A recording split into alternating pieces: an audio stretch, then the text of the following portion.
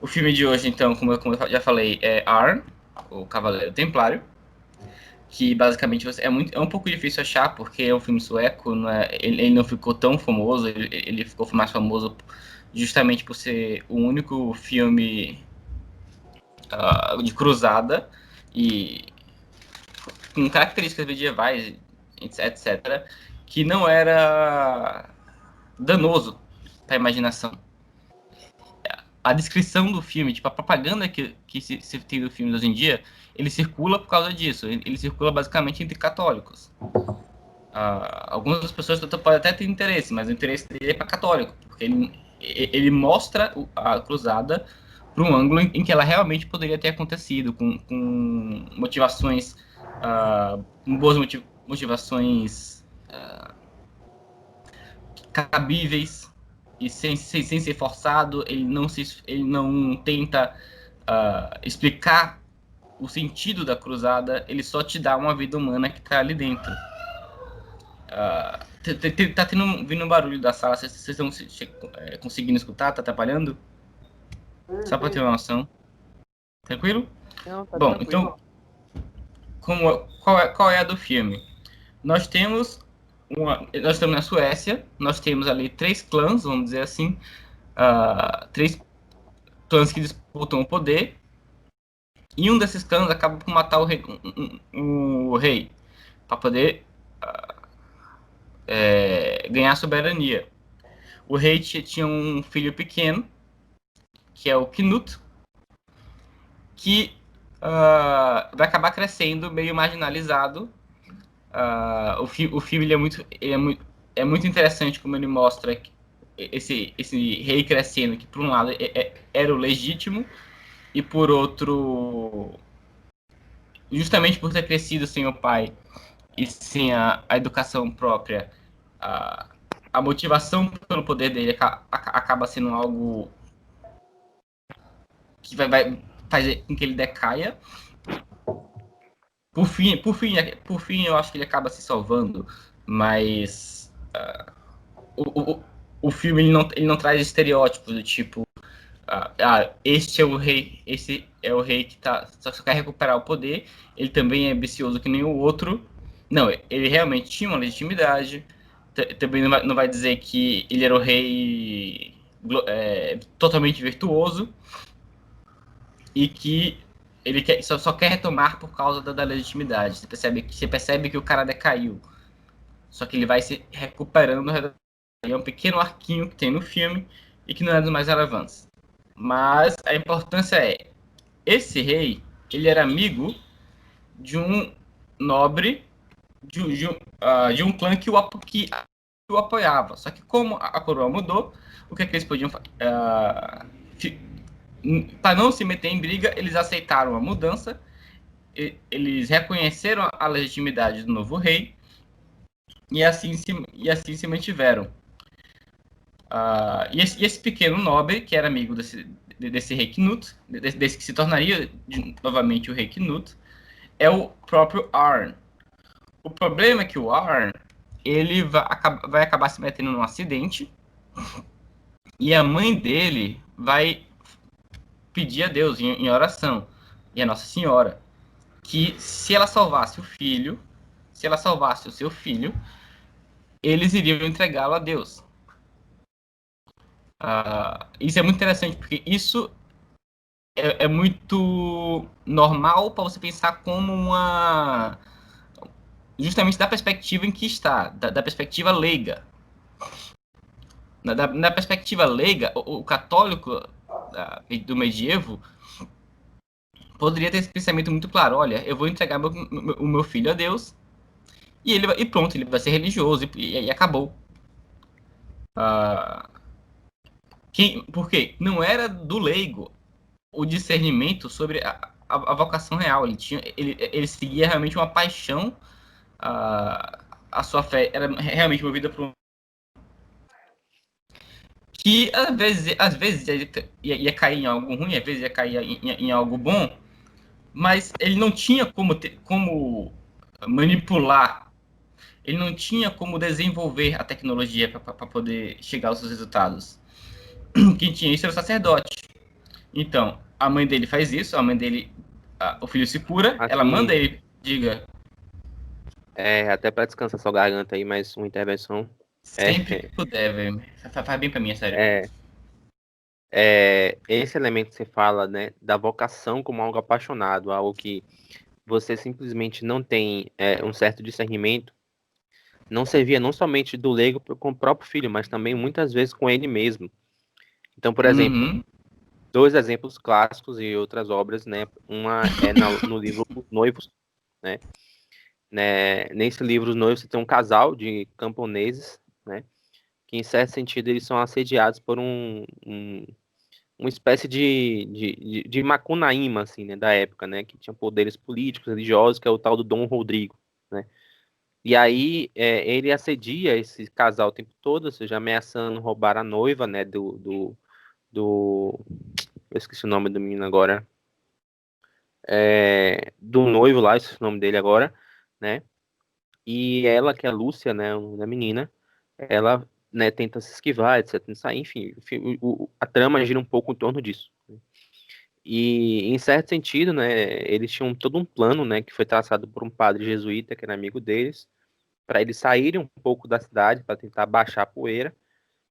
Acontece que surgem circunstâncias que nenhum dos dois acabam conseguindo seguir o plano, né? Tipo assim, a parte inicial do plano, vamos para tal lugar, fiquem em lugar assim assado, vocês vão encontrar com um amigo tal meu do mosteiro tal, que vai te dar guarida por um tempo, etc, etc.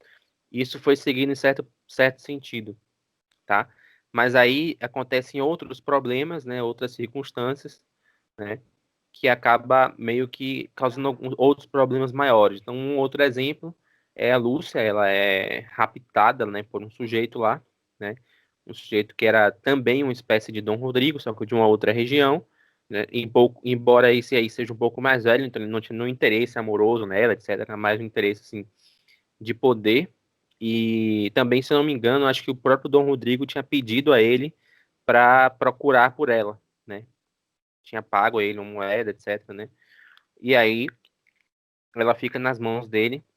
E no momento do desespero, ela faz uma prece a Nossa Senhora também, que se ela conseguisse se salvar, ela iria abandonar o casamento e se tornaria uma religiosa, né? Eu não preciso nem dizer o que acontece depois, né? Realmente acontece isso, ela consegue se salvar, né, da forma mais, mais impossível, né, que poderia, né, mas da forma mais impossível ela consegue se salvar, ou seja, o cara que era um vilão há não sei quantos anos, né, dono da região, inclusive mais poderoso que o Dom Rodrigo, ele se converte, entendeu? Tem pena dela, chama pessoas que estão próximas, enfim, gera todo esse problema. Então você vê ali que não há um discernimento da vocação dela, né? Há, na verdade, uma necessidade, um desespero, entendeu? Né? Em fugir de uma determinada circunstância e também, ao mesmo tempo, um apego devocional muito grande às ações, né, de Nossa Senhora. Isso para um leigo. Um outro exemplo também é na série que eu estava assistindo recentemente, que é a série sobre Isabel de Castilha, né, a rainha, né, e ela, por ter uma educação católica muito firme, né, nunca ter tido relacionamento com ninguém, etc. Ela tinha muito receio da noite de núpcias, né, e tudo mais. E ela começa a ter pesadelos, né, fica, enfim, né, criando mil desculpas, né, enfim. E aí, meio que ela vai se confessar com um sacerdote e vai, né, não se confessar os pecados, mas tem que pedir algum certo direcionamento espiritual quanto a isso. E aí ele perguntou para ela se ela tinha se ela já não tinha tentado entrar no convento. Ela disse que pensou nisso, mas o dever dela não permitia, né? Ela como herdeira de um trono, né? Ela não tem como ser uma religiosa, teria que necessariamente ter alguma descendência, né? Então, você vê que o desejo dela de ser religiosa não era porque ela tinha um certo discernimento da vocação também, era muito mais por uma questão pessoal dela, né? Talvez fruto da timidez, etc., da época, né? E até um pouco de escrúpulo também, né? Na série dá pra perceber isso, do que justamente o discernimento. Então, de fato, no caso, como o Cruz mostra, né? É um ponto também que. Por que eu tô falando isso? Porque são duas obras, necessariamente, que você tem uma certeza boa, né? De serem fidedignas, né? Com o cenário medieval, né? Tanto Os Noivos como, né, essa série que realmente surpreendeu. E isso ajuda também a dar um testamento mais firme, né, de que, de fato, Arne, como o Cruz falou no começo, tem uma, como é, meu Deus, não faz mal por imaginar, né? De fato, ele está ali retratando a Idade Média como ela é, sem colocar nenhum tipo de imagem adicional, algum problema, enfim, como a gente viu, por exemplo, naquela obra do... qual é o nome dela, meu Deus, que a gente viu lá, foi sobre a Escócia, esse nome dela agora, da obra. É Coração Valente. Coração Valente. Que a gente sim. viu que, por exemplo, embora tivesse alguns aspectos ali da Idade Média, ele trazia um dado, né, que era a questão da punição da prima nocte, né, que não Uhum. condiz, né, com o histórico, né, medieval e, em certo sentido, poderia causar algum tipo de confusão, né. Mas é somente isso Sim. mesmo, intervenção, e para a Cruz continuar. Depois eu faço minhas considerações. Isso é bom porque isso chama atenção para a gente para uma questão. Se tem uma coisa que tem que despertar no filme, é uma certa percepção. Quando a gente assiste qualquer filme, não só esse, não só em relação à história, não só em relação a um filme piedosos, mas é uma certa percepção de relação, de um relacionamento que existe. Quando o filme ele quando você começa a ver o filme como uma questão de causas e efeitos, você está matando a parte, uma das suas partes mais importantes. Então, por que eu falo isso? Você percebe que quando você tira os estereótipos, quando você tira uma tentativa de construção mecânica e toda em um mau sentido estruturada, nasce. Você começa a perceber que no filme tem uma certa relação que é verdadeira. Então, essa relação de entrega ou de temor da rainha ou da Lúcia, ou essa relação da entrega do filho para do filho da mãe de Arn para Deus, é uma relação que é realmente livre. Ela não é simplesmente fruto de, uh, de um defeito, de uma limitação da inteligência do Laikato naquela época. Pelo contrário, essa deficiência é algo que a gente usa hoje e aplica naquilo ali forçadamente. A gente aplica para tentar entender ou para tentar limpar nossos problemas atuais. Eu, tipo, olha, hoje não pode isso porque aquilo era erro do Laikato. Não, pelo contrário. Uh, a relação que ela estava tendo ali, com o erro de Laikato ou não, era uma relação mais livre com Deus, muitas vezes, do que nós temos hoje. E ela tomou essa liberdade, ela entregou o filho, como aquilo poderia acontecer, tanto faz. Ela ia mandar o filho para o mosteiro. Lá é que se sabe como é que faz isso. Ela tomou a atitude que estava ao alcance dela. Ela só não queria que o filho É, morresse por causa do acidente. exatamente, até E porque a forma de absorção que se tinha na Idade Média da fé católica é diferente da que se tem hoje. Hoje o sujeito se converte, a primeira coisa que ele vai tentar fazer é procurar um livro para ler, né? Ele não pensa em praticar, em ele se inserir no mundo ali, né, do que ele está buscando, que ele está conhecendo agora. Ele pensa em fazer algum tipo de leitura, né? E quando você essa transição, né? Ah, não, antes deixa eu só terminar. Sim, hoje se faz essa questão da leitura. Antigamente, muitos eles eram analfabetos, ou seja, eles não tinham capacidade de leitura. Os que tinham, muitas vezes também não tinham condições de ter um livro. E quando tinha condição de ter um livro, não tinha essa condição facilmente em disposição, ou seja, não tinha imprensa na época, né? Então, os livros eles não tinham muita facilidade de circulação. E como é que isso acontecia? Muitas vezes acontecia, de fato, uma conversão, uma mudança de mentalidade por meio das devoções, que eram eminentemente populares. Então, isso e mais, olha, antes de você fechar, e são eminentemente relacionais. O livro não te leva a uma relação com Deus tão fácil. Então as pessoas tinham que exatamente, buscar relação na realidade mesma, e não em construções de frases, não em lógica. na Essa imaginação. prisão da relação com Deus em relações lógicas, em relações de sentenças, é o perigo. Uhum, Mas foi mal, exatamente. completamente. Mas aí, Inclusive, num livro que eu estava relendo o livro lá da biografia de São Luís, para poder escrever, eu escrevi o capítulo sobre as cruzadas no livro que a gente vai lançar.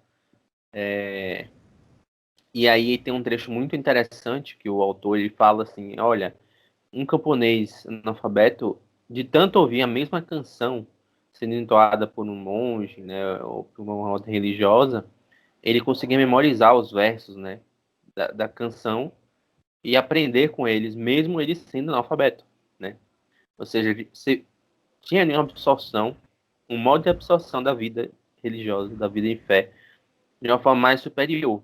Tem, claro, obviamente, as suas deficiências, né? Porque é exatamente esse tipo de falta de formação, ou seja, de ignorância, entre aspas, na Idade Média, que vai causar inúmeros problemas com as heresias, com aproveitadores, enfim, com conflitos até com outras religiões em si.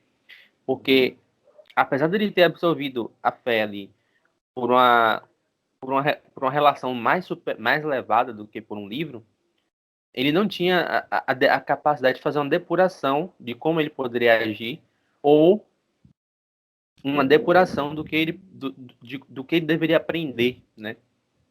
Do que ele deveria ter, assim, basicamente, né, memorizado ali como normas gerais para a vivência da fé, para a prática. Né? E é exatamente essa falta que causa um problemão danado. Quem fazia isso geralmente eram os santos ou as ordens dos pregadores, né, que surgiram justamente para sanar esse problema. Mas, né, nem tudo foi resolvido, né, quanto a isso. Mas é isso. É só mais uma intervenção aí para enriquecer o entendimento Isso. da obra. Dando continuidade, e aí a mãe, o filho, obviamente, ele recupera, ele é o protagonista, afinal, e ele é enviado para o mosteiro. Só que ele tem o quê? Eu vou até passar, não lembro a idade certa, mas é entre 8, 9 anos, provavelmente, talvez 7. E ele é enviado com essa idade para crescer junto com os monges. E enquanto isso, a mãe, ela começa a morrer, porque eles demoraram para entregar o filho, e ela concebe aquilo como um castigo divino. Olha, a gente enrolou, como se a gente não fosse mais enviar nosso filho, e Deus deixou essa praga em cima da gente. E ela acaba lá morrendo no mosteiro, e o menino vai ser criado com os monges até em torno dos 20 anos. E ele cresce, apesar da sua primeira infância ter sido com seus pais nobres, ele cresce com um espírito de absoluta ingenuidade, que comporta tanto o lado negativo quanto o lado positivo. Por outro lado, ele também aprende muita coisa dos monges. Ele aprende a ler, ele aprende sobre o Cântico dos Cânticos, então ele tinha uma noção de amor que ele não sabia o que era na realidade ainda, ele estranha. E entre várias outras coisas, até em relação ao pecado, as noções dele ainda não eram muito claras, aplicadas para a sua própria realidade. Ele, por exemplo, ele sabia que matar era errado, mas ele não sabia discernir se matar no seu círculo social, que incluía defesa da honra, que incluía legítima defesa, que incluía duelos. Ele não sabia muito bem quais eram os limites disso aí. Ele sempre pecava, ele sempre se mantinha bem antes. Isso é bom. Mas pessoalmente, espiritualmente, ele se debatia. Pelo menos teve um primeiro debate. Mas, bom, no mosteiro tem duas coisas que vão ficar muito interessantes. É que, primeiro, os padres realmente vão reconhecer que a mulher ter entregado o filho a Deus não significa que ele deveria ser padre, isso é uma vocação diferente, mas eles reconhecem, eles percebem que aquele menino deveria ter um propósito claro para poder servir a Deus. E, eles não podem, eles também não podem decidir por eles. Afinal, entregou o filho a Deus, não aos monges. Não entregou o destino a Deus, não aos monges. Deu aos monges para que os monges pudessem cuidar. Então, o que acontece? Esse menino acaba sendo liberado.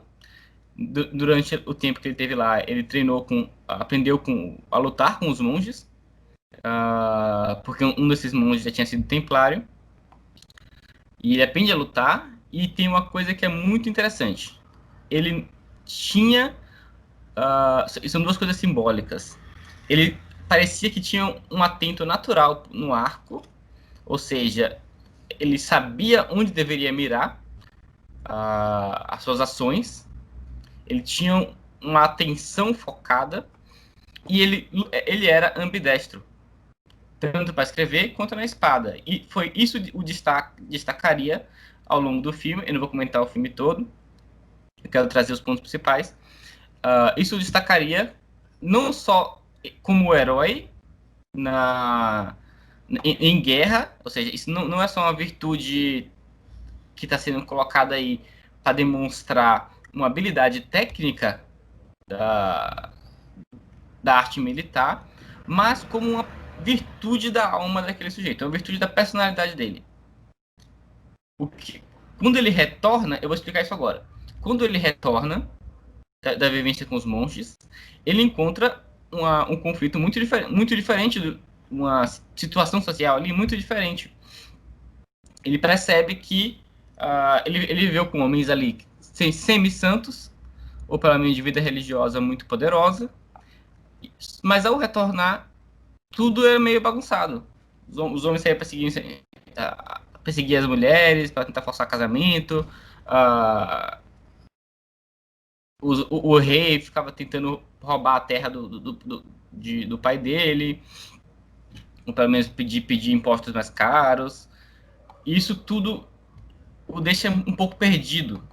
Ele só conhecia, por assim dizer, o lado bom. Ele foi educado para ter um olho de pomba. E é interessante porque, apesar de ter essa educação, ele não se torna um ingênuo no besta, estúpido. Ele ele tem uma certa virtude que meio que vai liderando ele. Existem certos momentos que ele percebe, não, aqui é um momento que eu posso tomar uma ação corajosa. Ele vai lá e toma. Ele não entende direito ainda, mas ele vai lá e toma. Mas a questão é, ele começa a perceber que o mundo não é mais aquele centro espiritual concentrado que ele estava vivendo. E que ele já tinha quase esquecido que existia do que existia na infância dele.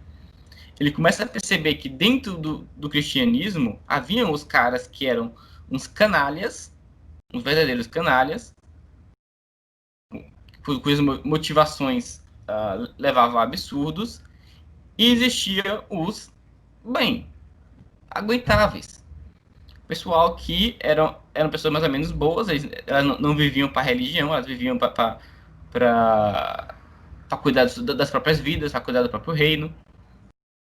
Isso poderia ser levado para a religião, mas não é algo que o filme nem precisou explorar.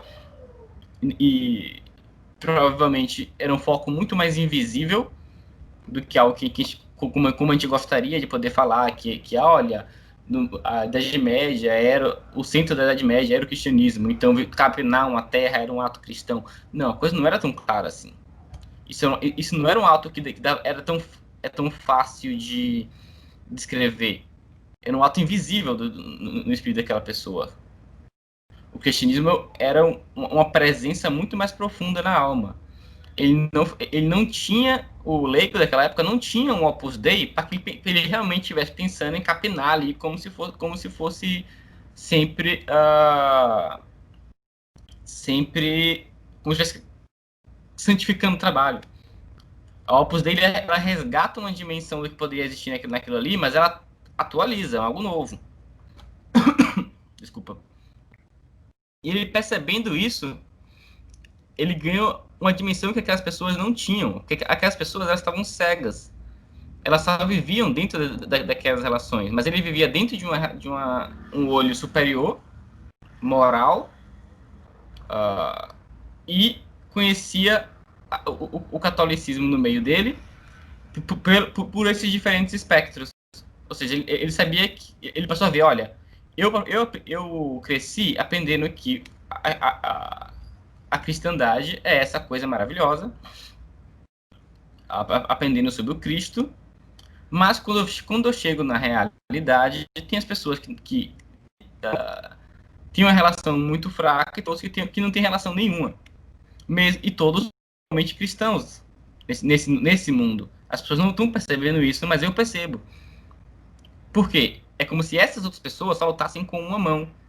Elas só conseguem olhar a própria perspectiva e defendê-lo. Ele conseguia pensar, essa liberdade de trocar de uma mão para outra, esse símbolo que usaram dele ser ambidestro, significa isso. Ele tinha capacidade de pensar, de olhar os dois lados. Ele não estava limitado por uma das suas visões, por uma visão do cristianismo. Bom, eu não sei se consegui fazer muito, se eu consegui me fazer muito claro. Vocês conseguiram acompanhar? Sim, sim, perfeitamente. Inclusive, pelo que eu compreendi, você meio que dá a entender que ele estava percebendo que no redor dele, apesar da cristandade ser algo muito, muito, como é? Pô, escapou a palavra aqui agora. Como se fosse algo, né, em certo sentido idealizável, ele percebia que no seu entorno as pessoas não tinham essa relação próxima, tão íntima com Cristo, não é isso?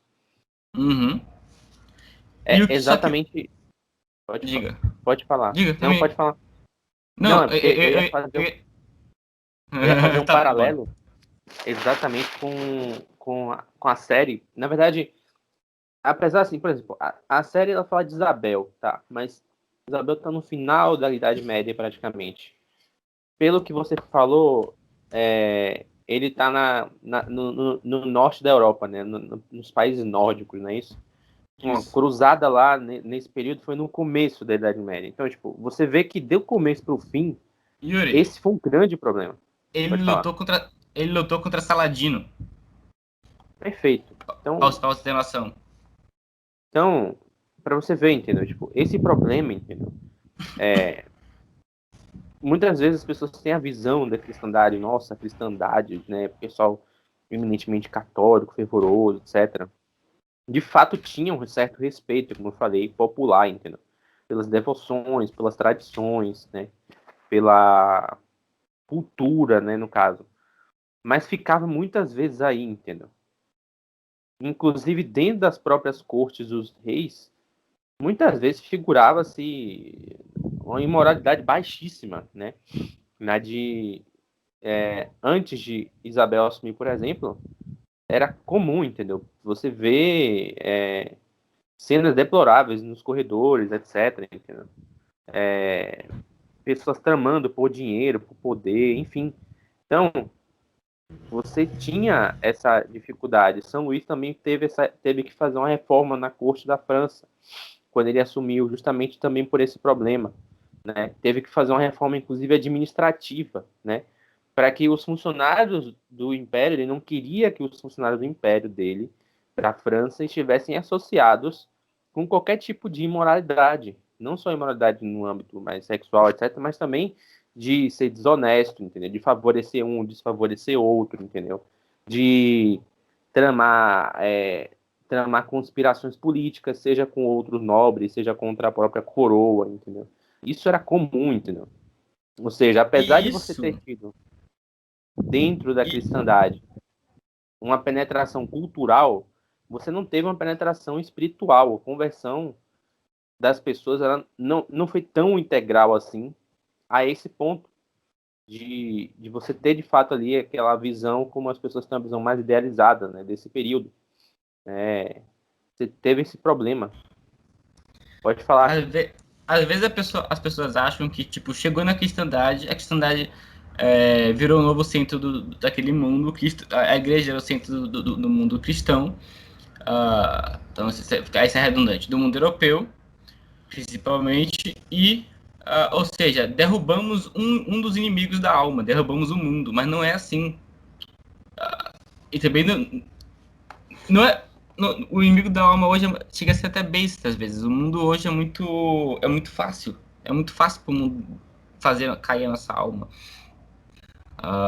Mas naquela época, ele era também ainda um inimigo terrível.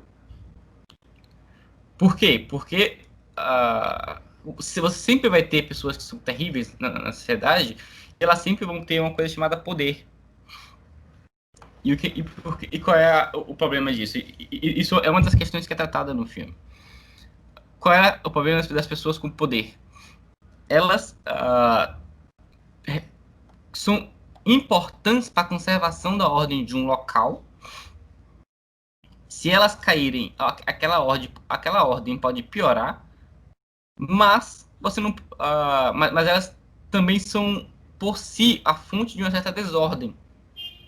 Então, por exemplo, se um rei Luís chega na França, para dar um exemplo para ficar mais claro, se um rei Luís chega na França e um dos ministros dele, ou um grande conde,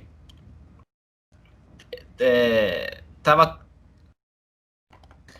possuindo o bispo daquele local, estava fazendo estava secularizando o bispo daquele local, estava tentando controlar para os seus próprios fins, por exemplo, fazer o bispo fazer homilias em prol da guerra que ele queria colocar, porque segundo esse conde, se outro cara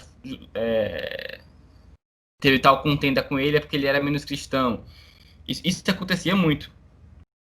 Ou o conde simplesmente alegava os pecados da outra corte com um quesito moralista. Todo esse problema que é mais ou menos natural para a gente também acontecia naquela época. E o que um São Luís podia fazer em relação a isso? Eu não li a biografia dele, não conheço tanto da história quanto eu gostaria, mas não é um problema fácil de se resolver. Porque se você simplesmente se você for lutar contra toda a fonte de desordem que tá na sociedade, você vai acabar cortando também toda a fonte de ordem. É como se tivesse é como na parábola do Cristo. Algumas coisas você tem que deixar nascer. O trigo junto com... Agora esqueci o joio. Essas questões grandes também acontecem na nossa vida ainda, né? Mas a gente só pega. É muito mais fácil a gente pegar quando tá vendo essa questão no filme. E nesse filme, onde é que esse problema em específico vai acontecer? O novo rei que tinha assumido, que tinha conquistado o poder e tinha assumido, ele tinha conseguido colocar um bispo para dominar aquela região. Então o bispo ele favorecia o poder, as motivações do rei era contra seus inimigos, porque isso era benéfico para ele.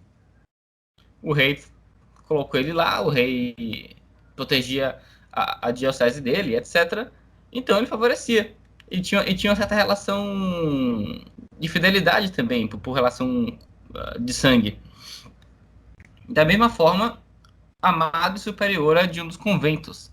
E aqui que vai ser interessante, porque o Warren ele vai acabar se apaixonando e, sem se casar, propriamente dito, ele acaba tendo relação com a menina.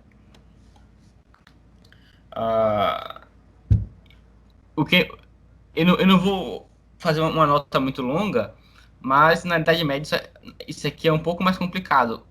Essa menina, ela tinha...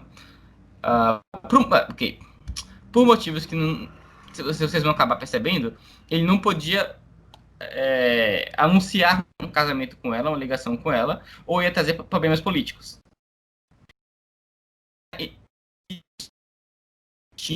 Tem uma repercussão um pouco diferente do que teria hoje. Porque atualmente você só pode ter o casamento reconhecido pela igreja, ao menos, com um padre, com tudo mais. Mas na Idade Média as coisas não eram assim, isso foi uma evolução. Uma evolução ou uma contenção para prevenir alguns erros. Então, o que aconteceu? Para eles, para o Arnak, ter aquela relação com a mulher não foi algo tão normal. Ele tinha o coração justo ali. Mas ele não poderia provar que tinha aquele coração justo. Ele não poderia provar para a população, para o moralismo da população, que aquela relação foi uma relação justamente conjugal. Não foi apenas, não foi uma queda de castidade simplesmente. Então, quando isso fica descoberto, a menina, todo o problema político explode. Ele não, por não encontrar uma justificativa moral que contivesse, o bispo se vê da liberdade de ajudar na trama política e fica acertado que a namoradinha noiva do Warren vai para o convento. Eles trocam as promessas de que não deveriam, ninguém ia assumir nenhum voto para poder retornarem, ou seja, eles tinham uma noção de que a união deles tinha sido irrevogável, tinha sido um sacramento, e essa menina vai ser super maltratada. Por outro lado, o Ar, para poder compensar pelo seu pecado, seria mandado para a cruzada. Bom, essa é basicamente a trama do filme. João, vai ficar gravado sim. Essa é basicamente a trama do filme.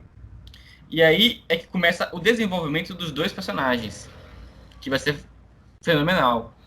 Por um lado, a menina, ela vai mostrar uma piedade real, muito sincera e muito bonita de você acompanhar. E é torturante você acompanhar, na verdade, porque ela vai ser torturada pela... Tudo bem, João, até mais. Depois tu complementa, depois tu termina. Esta menina, ela vai ser torturada pela madre, basicamente. Vai ser humilhada sempre, e o melhor, sempre em silêncio. O filme é tão poderoso quanto a isso que você tá com muita vontade de entrar no convento e bater na madre. Sem brincadeira, o filme é muito claro que a madre tá ali de mau gosto, que ela não tinha aquela vocação para aquela posição, que ela não tinha a unidade que os monges que criaram o Warren tinha. Mas aí que vem o ponto genial da história, porque a menina, ela vai crescer espiritualmente justamente por isso. O heroísmo dela, que acaba não sendo menor do que o heroísmo do Warren no filme, vai florescer justamente nisso. Esse é o espírito cristão que vocês vão ver muito mais claramente no filme, do que eu expondo aqui parcamente. Esse é o heroísmo cristão de se desenvolver na humilhação. Talvez seja uma das únicas cenas do cinema que faz isso bem. Um dos únicos filmes do cinema que faz isso bem, sem estar tão focado nisso, sem estar querendo fazer propaganda disso. Porque nós temos muitos filmes de santos que trazem isso naturalmente.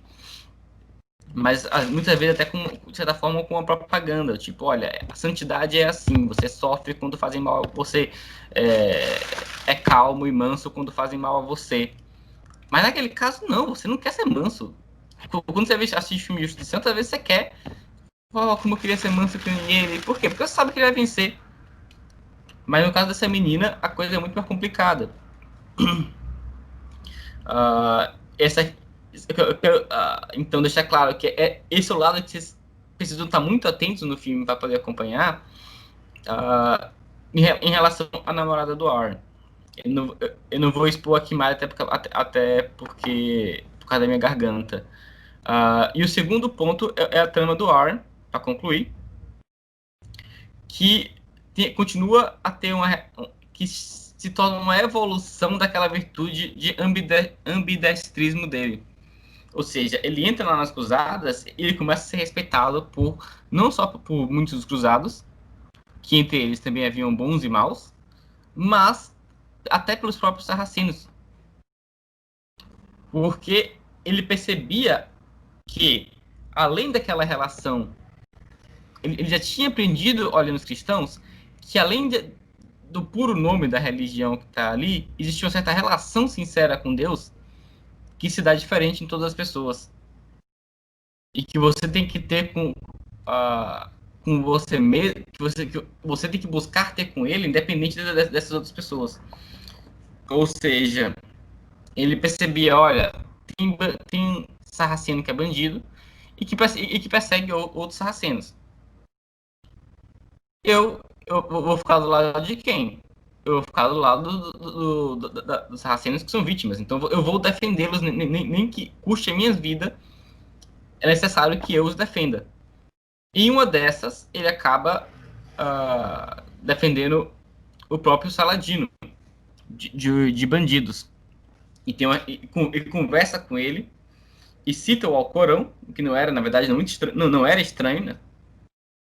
Alguns cruzados conheciam o Alcorão, alguns frades conheciam o Alcorão, houve essa recomendação, e ele percebia, olha, Saladino, eu estou conversando com você aqui, você é o meu inimigo, eu quero te matar, mas você é um praticante, eu vejo que você é um homem sincero, você alcançou uma dimensão espiritual respeitável, e você tem uma relação com Deus que os cristãos não têm. Que muitos dos cristãos que eu conheço não têm. Isso cresce o respeito da pessoa. Justamente por ele ter essa capacidade de perceber um espectro diferente, ele consegue perceber essa dimensão no Saladino. E o Saladino, percebendo que ele tinha esse tamanho, começa a respeitá-lo também. Uh, isso aqui eu fecho apenas com essa observação a mais, de que é preciso que a gente não se feche nessa questão de clubinho. Ou seja, você entrou na igreja, agora você tá o correto, porque você tem a doutrina correta, porque você está na prática da religião correta. Não, existe uma dimensão a mais. Uma dimensão de sinceridade, de relação. E é uma relação que ultrapassa tudo isso. É uma relação que não está que pode, às vezes ela não é conturbada por uma doutrina errada, às vezes ela não é conturbada por um pecado, às vezes ela não é conturbada por uma, um outro rito. O Saladino podia ter tudo aquilo ali. Ele podia ter uma relação mais sincera com Deus do que alguém que segue certinho toda a doutrina católica, todo o rito católico, todos os mandamentos. Todos, eu não tô nem me referindo aqui a uma questão do mal cristão puramente mundano, jujuba, que realmente não se importa com a lei. Não, eu me refiro aqui a uma dimensão de relação mesmo. De você conseguir ver na alma do outro uma grandeza de verdade. Uh, e é isso que a gente tem que buscar em primeiro lugar. A gente não tem que buscar em primeiro lugar a doutrina, a gente não tem que buscar em primeiro lugar nenhum desses elementos secundários da religião que devem nos levar aí. Pelo contrário, esses elementos devem nos levar a essa relação. E quando eles nos levam a essa relação, ou melhor, se eles nos levam a essa relação de forma que a gente não consiga ver no outro direito, e no outro que, mesmo em situação muito diferente da sua, mesmo em pecado, mesmo de uma religião diferente, a gente não, se esses três elementos nos levam a essa relação de forma que exclua esse outro dela, que você não seja capaz de percebê-la, é porque você não tem essa relação, na verdade. Ou seja, se você não seria capaz, para poder usar um exemplo bem aumentado, se você não seria capaz de ver uma sincera bondade de relação em um pagão de um dos piores tipos, um viking, se você não tem a capacidade de ver a bondade naquela pessoa e uma relação de sinceridade na relação que ele teria com Deus naquela pessoa, você não chegou direito na religião católica. E minha garganta não aguenta mais muito que isso, não. Yuri, eu passo a palavra para você acrescentar um pouquinho seus conhecimentos de cruzadas. Esse ponto que Cruz traz, inclusive do filme, basicamente todo filme, obra, etc., né? Seja ela, digamos assim, uma obra boa como essa do Allen, né? Eminentemente católica, no sentido, né, de não ter nenhuma deformação ali no imaginário medieval a respeito, né, nenhuma deformação no imaginário a respeito do medievo, né? Seja até, por exemplo, aquele Cruzados, né, que é o Kingdom of Heaven, né, que apesar ter algumas relações ali, mas todo o contexto muitas vezes é ultrajado ali, né, do contexto das cruzadas naquela época, né? Elas sempre tocam, sempre aparece algum personagem, né, que ele é um bom cristão e que ele encontra com outro muçulmano, né, que também, digamos assim, seria um bom praticante da religião islâmica, né, e há sempre esse contato, né, e até mesmo nos livros, por exemplo, esse contato que se tem com o muçulmano, por exemplo, há na vida de São Luís também, quando ele vai empreender a cruzada dele, né, e ele acaba sendo preso pelo sultão, ele estava ali acometido por alguma enfermidade, não me lembro qual se era escorbuto, não sei, enfim, alguma enfermidade, ele estava para morrer mesmo, né, imagina, você está, né, com a doença, infecção feia, né, interior, perdendo muito líquido, né, dentro de uma prisão, você vai morrer, né. E aí o sultão, ele teve um certa compaixão dele ali, né, pelo fato dele ser rei, e ofereceu, né, seus melhores médicos para que cuidassem dele, e o tirou dali, colocou num lugar mais apropriado para um doente, né. Esse tempo que ele passou mais próximo ali, ele teve acesso à biblioteca do sultão, etc., estudou o Corão, enfim, e foi que eles conversaram, né, houve justamente esse contato, houve esse choque, né, ou seja, um dos pontos fundamentais para compreender a cruzada também é justamente esse, né? Porque muitas vezes nas escolas, né, nos ensinando, a gente ouve sempre, porque tinha uma questão do ouro, era poder, isso aqui lá, né? Como se o cara que estivesse lá na Idade Média, tanto de um lado quanto do outro, eles estavam preocupados com essas coisas. Na verdade, não era, né? A maior parte disso era um choque de duas civilizações, se não um choque de duas cosmovisões, né? Porque, aqui, por exemplo, até aquele ponto, não existia nenhuma doutrina no mundo inteiro, né, que pregasse uma espécie de atitude missionária a todos os povos, em que tem que se converter a todos mundialmente. Isso começa primeiro com o cristianismo, né? O cristianismo faz esse movimento inicial, e você entendeu o advento, se não me engano, no século 5 ou 8, não me lembro, que surge o islamismo com essa mesma proposta, né, de islamizar a todos, né, da mesma forma que os cristãos buscam, né, batizar em todos, né, todo lugar do mundo. Então, o problema inicial dentro de qualquer uma dessas cruzadas era isso. Não era uma coisa política ou dinheiro, etc, né? Óbvio que a gente vê, né, se havia maus, pessoas ruins, né, que por má formação, ou até por esse pensamento que Cruz criticou aqui, esse pensamento clubista, né? É, misturavam determinadas coisas, misturavam a questão política, a questão financeira, né? Com a questão religiosa, obviamente, né? A questão religiosa virar uma espécie de pano de fundo ali para você justificar outros tipos de atitude, né? Isso aconteceu muito também, né, na Espanha, justamente nessa série também mostra um pouco disso, na Espanha medieval, né, pós-medieval, quase pós-medieval, né? Então, sempre havia esse pretexto, né? Mas, o ponto X da questão é que justamente isso, as cruzadas, elas foram motivadas inicialmente por esse choque de civilizações, né? Teve a questão também política, no sentido de que você tem ali toda a problemática da peregrinação, ou seja, de fato os muçulmanos chegam a um certo ponto, começam a proibir os cristãos de peregrinarem, né, para Jerusalém, visitar os locais santos, né. Há também uma profanação de alguns lugares, como o Santo Sepulcro, por exemplo, onde Jesus foi sepultado, né.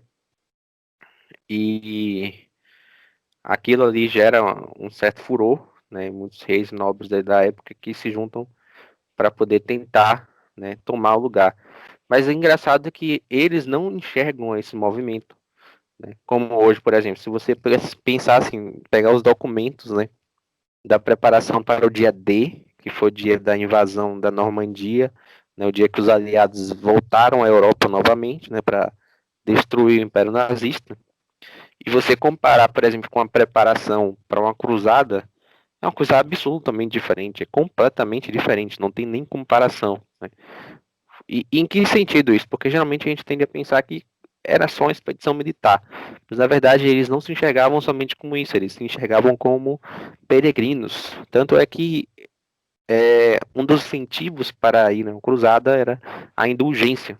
E aí, quando o Papa vai tentar estabelecer a indulgência, ele encaixa justamente isso, né, na legislação a respeito dos peregrinos, a respeito daqueles aqueles que peregrinavam para os locais santos, né?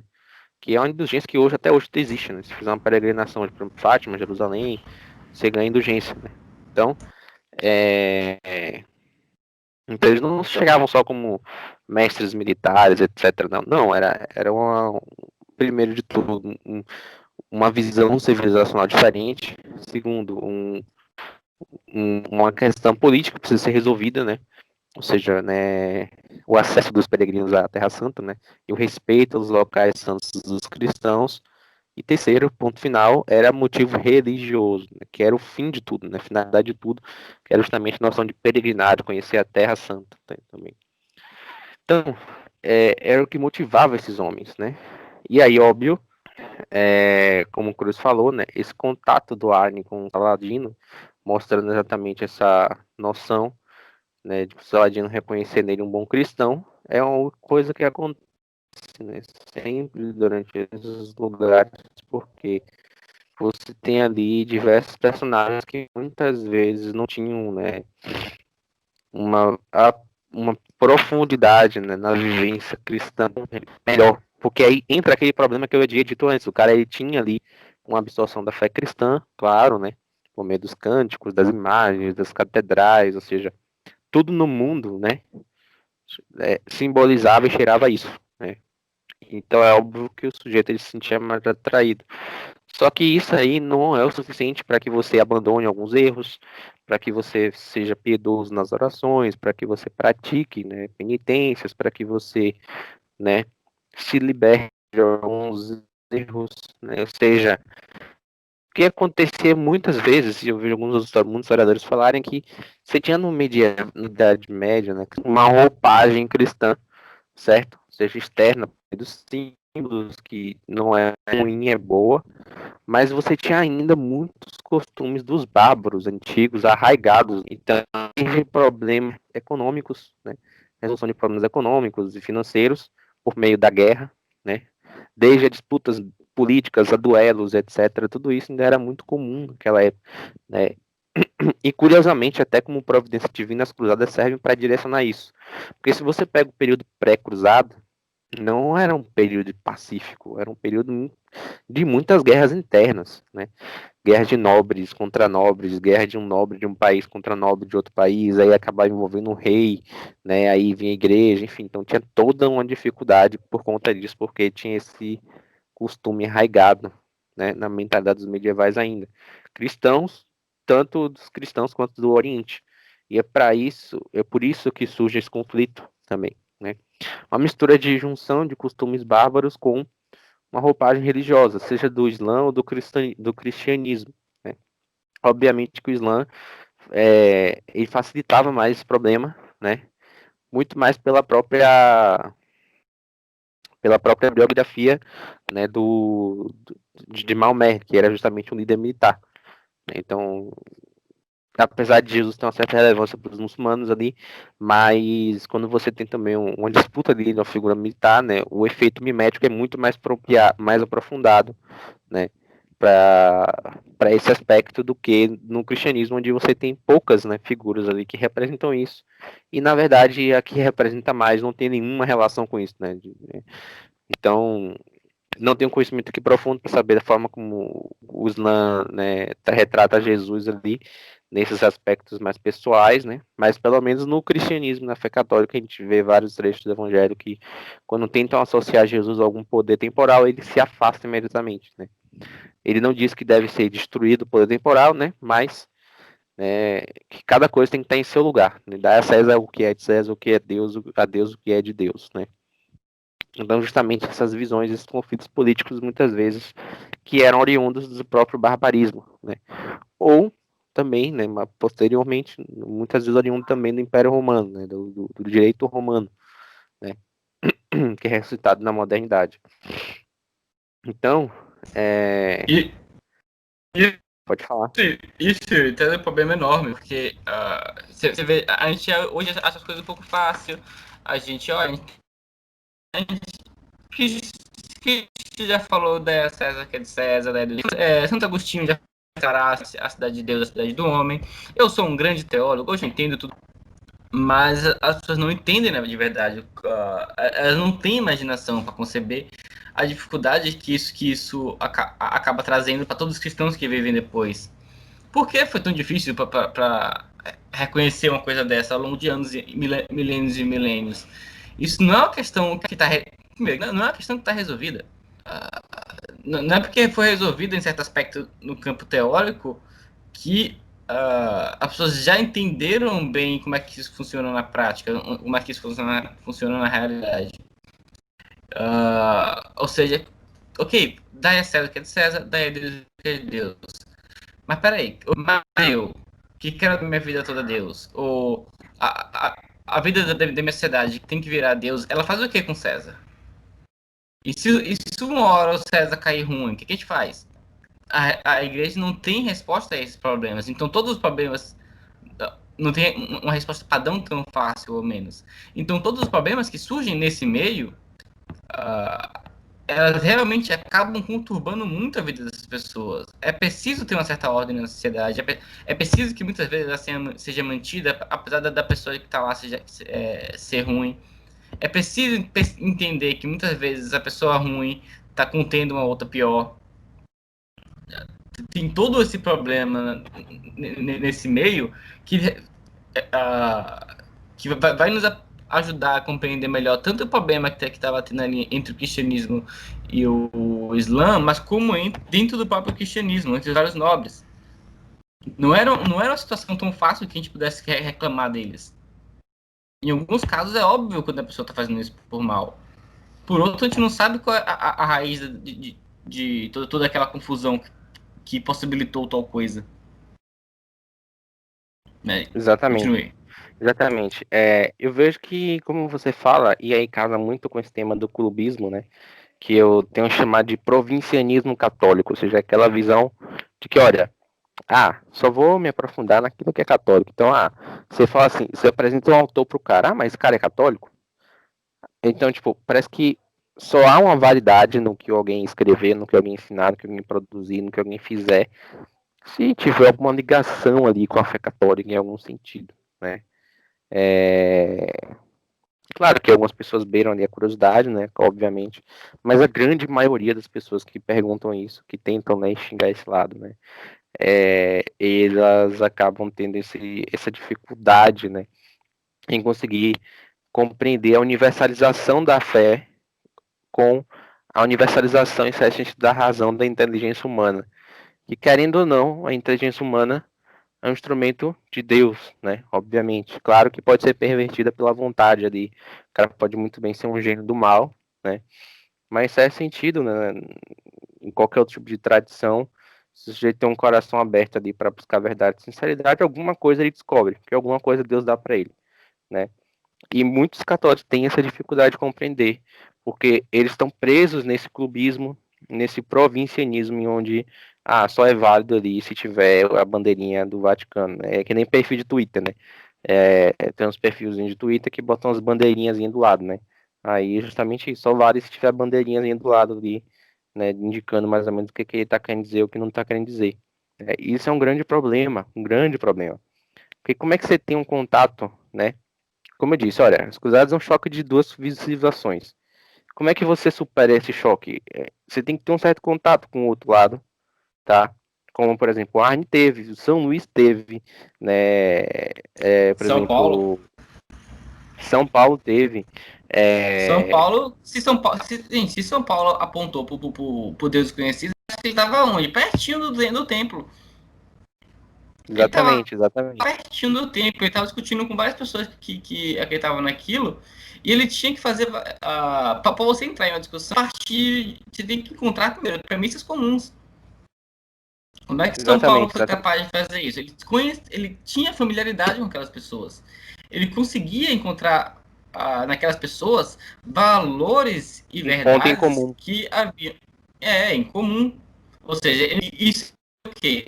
Se São Paulo amava o Cristo com completude, como ele o amava, se ele encontrou um valor comum naquelas outras pessoas, o que foi que ele encontrou se não foi um pouco do Cristo?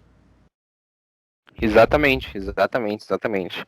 Tipo, Balduíno IV, que é o rei que tá lá, o rei leproso, né? Que tá naquele filme do Kingdom of Heaven também. E querendo ou não, em certo sentido, muitos desses homens, né? Eles possuem uma certa valorização para outros povos daquela região, né? Porque reconhecem que historicamente, apesar de terem divergência, apesar de terem, né, de problemas políticos, mas que eram homens de boa vontade. Eu acho que falta isso, falta entrar no coração do católico, tá? O glória, né?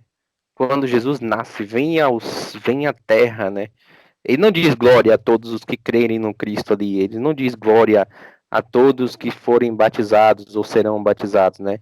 Fala glória a Deus nas alturas e paz na terra aos homens de boa vontade, né? Na verdade, algumas traduções botam por ele amado, mas se eu não me engano, acho que é mais correto os homens de boa vontade, né? Ou seja, aqueles homens que estão ali dispostos, né, a acolher a vinda daquele Messias, né? Que ainda que não o conheçam, né, tem esse coração aberto e este falta isso. Esse provincianismo fecha, ele cria um véu, né? Ou seja, um certo receio de estar ali cometendo algum erro, né? Uma falta de confiança justamente no Jesus como verdade, uma falta de confiança também na misericórdia e no auxílio do Espírito Santo, faz com que você fique criando aquilo que você falou no começo, a tentativa de controle. Só que não é um controle mais social da ordem, é um controle da própria consciência, né? E não adianta, porque você não aprende nada por medo, né? Quando você castra a sua consciência, criando um certo nível de controle, você está impondo a ela, infligindo a ela altas doses de medo de, meu Deus, se eu pegar nisso aqui, o que, é que vai acontecer, meu Deus, se eu ler aquilo, se não sei o que. Você cria justamente um quartinho, né? É tipo, por exemplo, aquelas crianças que têm aqueles problemas, né, de pânico, que cria assim, aqui é o espaço do fulano de tal. Aqui, não, aqui é o espaço do Bruno, né? Bruno tem pânico, aqui é o espaço dele, aqui ele tá seguro, entendeu? Então você cria uma consciência quase semelhante a isso, né? E é óbvio, você não vai conseguir aprender, você não vai conseguir nunca se catolicizar de fato. E também não vai conseguir catolicizar os outros ali.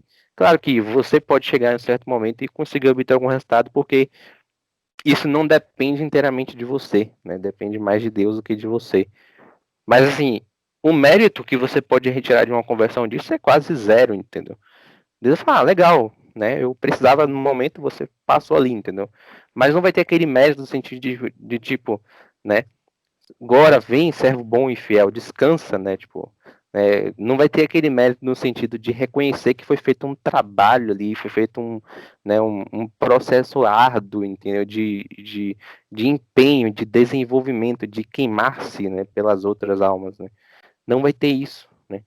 Você foi só simplesmente um cano por onde a graça acabou de passar e acabou, entendeu? Né? Obviamente que a gente deve sempre se enxergar assim, né? Mas eu tô tentando aqui trazer um pouco imaginariamente, né, a reação desses atos diferentes, que tem graus, obviamente, de mérito, né, no juízo final, né, no juízo final, uma reflexão escatológica.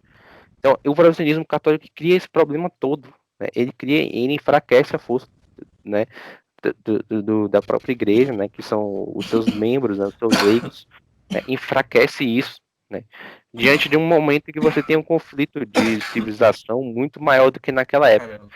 Porque antigamente, pois não? Pode falar? Tá tudo certo aí? Não, não, porque eu comecei a tossir, foi mal. Ah, Depois eu vi que tranquilo. não tava mutado. Ah, tipo, se naquela época era difícil, porque você tinha conflito só de duas civilizações, né? Imagine hoje, você tem muitos e muitos outras visões, né? Você tem a visão do liberal, do socialista, do iluminista ali, positivista, do islâmico, do, do, do, do, do, descon, do desconstruído, etc e tal. É muito mais difícil você fazer isso, muito mais difícil se você ficar fechado nesse provincianismo. Aí não adianta, aí os caras lá fora vão te engolir, entendeu? Como já fazem hoje, né? Como já fazem, né? O outro problema é que eu vejo é que justamente essa geração da ordem dentro da fé católica, dentro do meio católico, ele não exigia que a pessoa tivesse esse provincianismo de uma forma tão clara. Não precisava que você ficasse, fulaninho é católico ou não é católico, não sei o que, não sei o que lá. Não era necessário isso.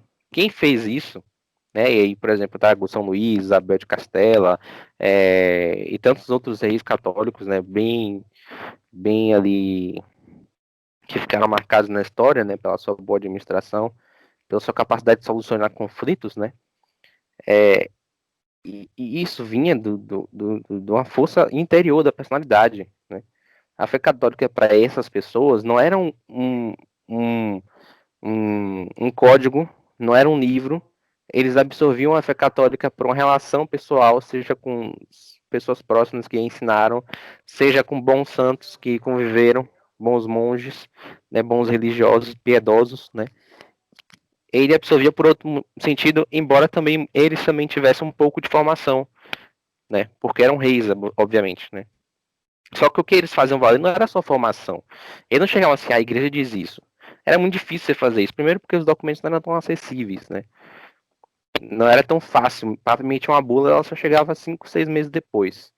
Aí para você já fazer valer aquela ordem, né, talvez aquela ordem nem tivesse mais em voga. Aí, tipo, 6 meses depois chegou outra bula já dizendo que aquela ordem anterior não tinha mais valor nenhum.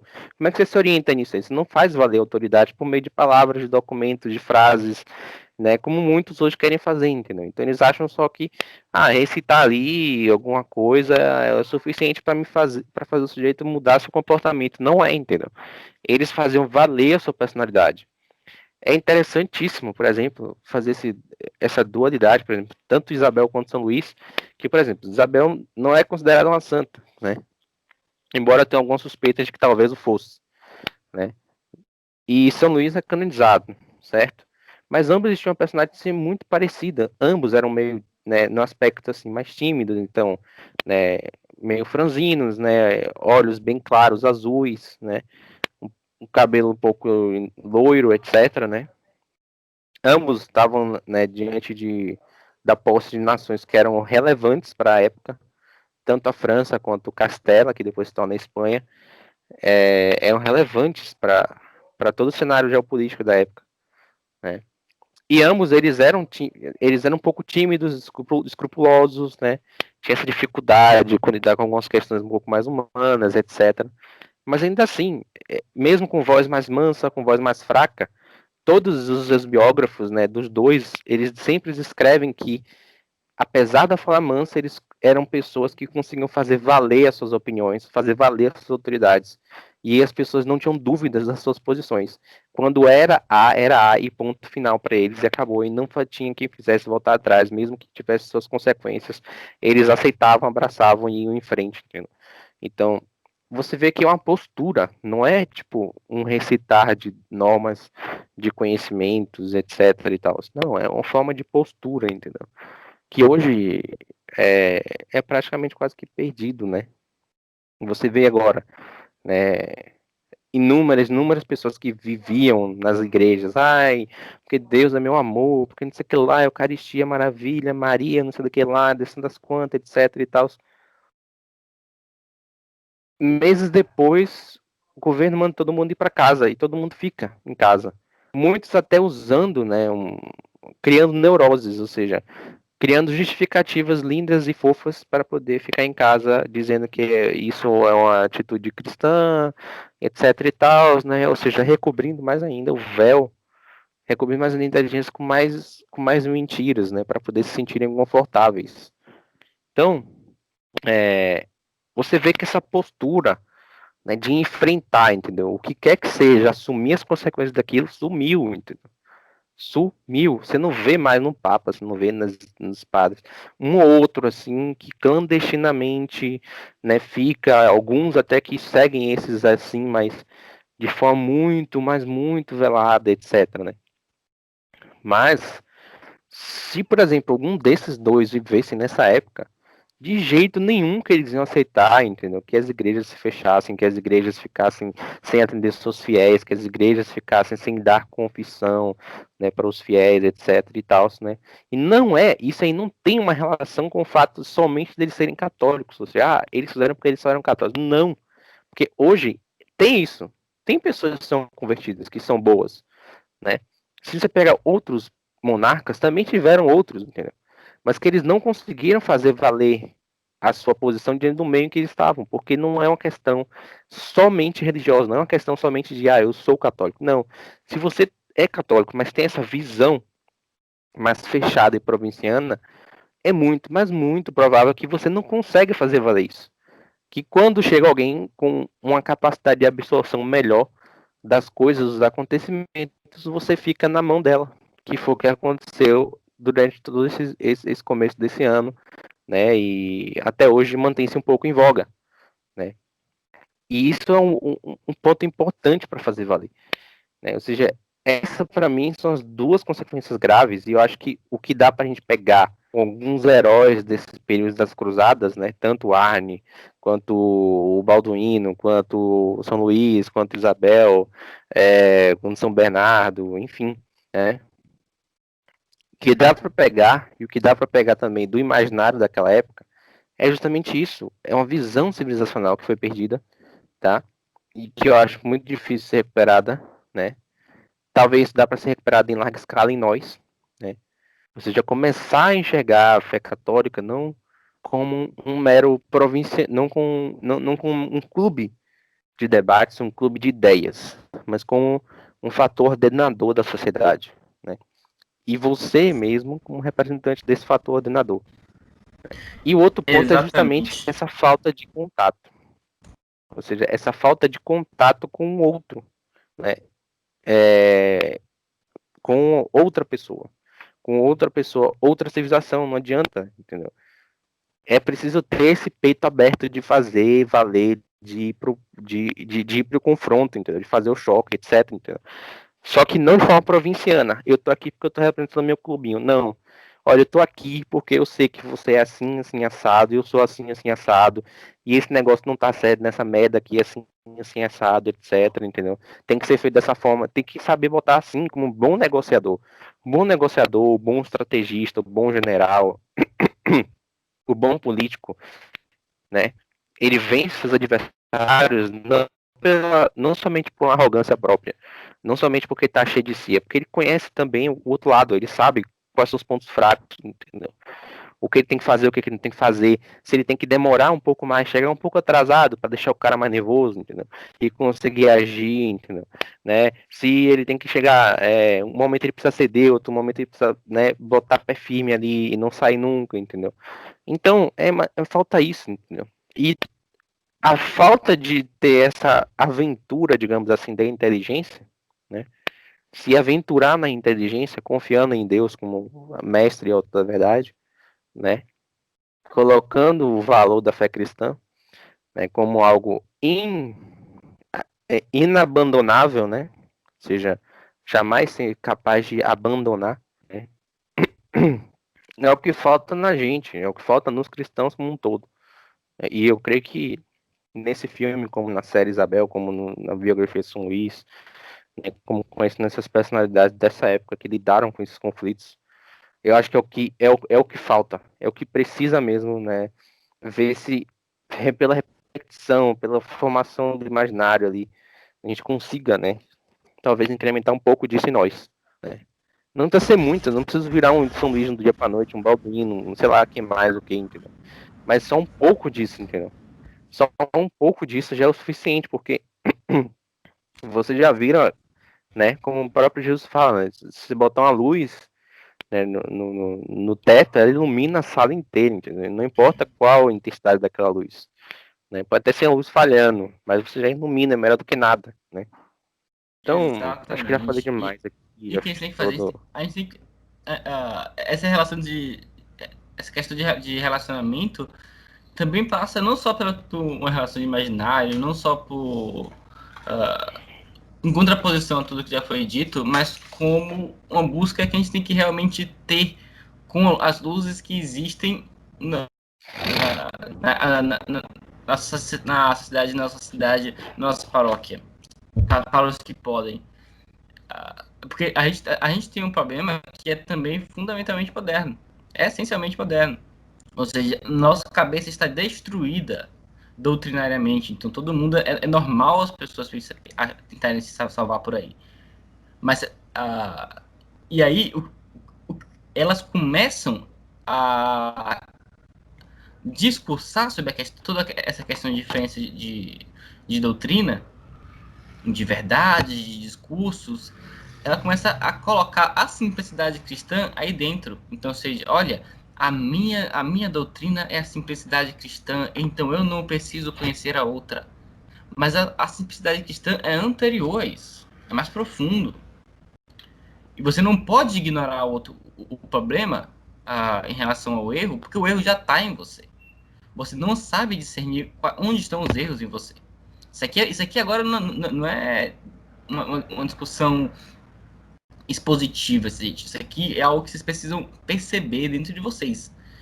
Vocês não sabem onde é que está o erro. Você não sabe o que é que tem de cartesianismo em você. Você não sabe o que é que tem de ateísmo em você ainda. Você não sabe o que é que houve do reino da bagunça de César secular, de 400, 500, até mais anos atrás, desde as heresias modernas. Você não sabe onde estão esses sentimentos em vocês. Vocês não, se eu pedir para vocês falarem e relatarem esses sentimentos, vocês não vão conseguir. Porque vocês só conseguem comunicar as coisas com as pessoas ao redor através deles. Então, o que vocês precisam? Procurar pessoas que consigam fazer isso. Vocês precisam procurar pessoas que consigam expor o problema, consigam expor onde estão esses sentimentos e experiências que são perniciosas. É passando por isso aí que você vai começando a abrir o espaço para a simplicidade cristã de verdade. Porque antigamente, por que isso é um problema especialmente moderno? Porque na época da patrística, por exemplo, havia um argumento que não era um argumento cabal, mas havia uma certa razoabilidade nesse argumento, que era o seguinte: olha, basta apresentar o evangelho para a pessoa, porque a sabedoria já está toda aqui. Os simples conseguem compreender, então para que ficar em argumentação? Para que ficar com filosofias? Não é preciso isso aqui. Porque esse período tinha um problema diferente. E aquilo ali realmente funcionava. O pagão comum, ele não tinha muita doutrina na cabeça. Então, ele escutava aquela verdade e ele tinha uma relação com ela, a partir da própria experiência que ele já possuía. Pro filósofo, isso é um problema um pouco maior. Então, se você quisesse converter o filósofo, aí realmente ia precisar de lógica, ia precisar mostrar onde é que está a sabedoria, ia precisar acordar a pessoa para a simplicidade. O problema é que esse reino esses filósofos, que a gente mais deveria chamar filodoxos, para usar um termo mais técnico, ou seja, esses amantes do discurso, isso se tornou o reino deste mundo agora. Nosso reino, o mundo atual é um reino dos discursos. Então a gente precisa primeiro perceber onde a gente está viciando, onde a gente está viciado nesse reino, onde a gente está cedendo a ele, antes de ficar discutindo sobre onde é que está a simplicidade cristã em relação a ele. E como é que a gente faz isso? É nessa questão da relação. Vocês têm que procurar pessoas que consigam se exprimir bem em relação a isso. Vocês precisam procurar pessoas realmente devotas na sua família, na sua paróquia? Será que tem alguma pessoa santa na sua cidade que você não sabe? Quem é que está fazendo o melhor trabalho na sua cidade? Ah, mas essa pessoa, olha, nem é católica. Oh, mas peraí. Ela é a pessoa que está fazendo o melhor trabalho. Ela é a pessoa que tá dando a maior forma de gratidão. Essa é a pessoa que está mostrando mais caridade.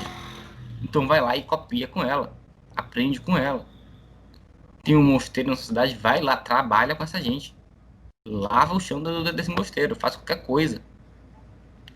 Tenha relação com esses monges. Relação, não vai lá aprender com eles, não. Tenha relação com eles. Tenha um relacionamento de amizade. Junte pessoas que estão tentando discernir essas questões também e estabeleçam essas questões de amizade. Essas relações vão te ensinar a ter amizade com Deus. Se você não sabe ter uma amizade com uma pessoa que é um pouquinho melhor ou um pouquinho pior espiritualmente que você, como é que você vai ter uma relação com Deus? Deus é didático. Ele te dá exemplos menores. Ele te dá uma luzinha para você sentir o gosto. Mas a noção de simplicidade cristã hoje é no fundo, como se um grande sol que todo mundo tem a ilusão de que tá conseguindo segurar e poder passar pro outro. No fundo, ninguém consegue botar aquilo na mão, no fundo, ninguém consegue compreender, mas passa pro outro. Olha, se você conseguiu segurar, a culpa é sua. É uma imagem poética meio alucinógena, mas é algo assim, é nesse mundo absurdo que a gente está vivendo. Bom, eu acho que a reunião de hoje seria realmente um pouco mais curta. Se você quiser fazer algumas colaborações finais, Yuri, minha garganta Não. Eu acho que tudo que. mais, não. Não, tudo que foi dito tudo que foi dito era o que realmente precisava ser dito. Não tem mais o que dizer, né? Somente isso mesmo. Desse aprendiz que estiveram aqui, o João no começo, sua aí Cruz dando seu sangue aí, né? Tendo um problema, doente, etc, tá aqui presente, mas é isso aí, faz parte, né? Vamos em frente.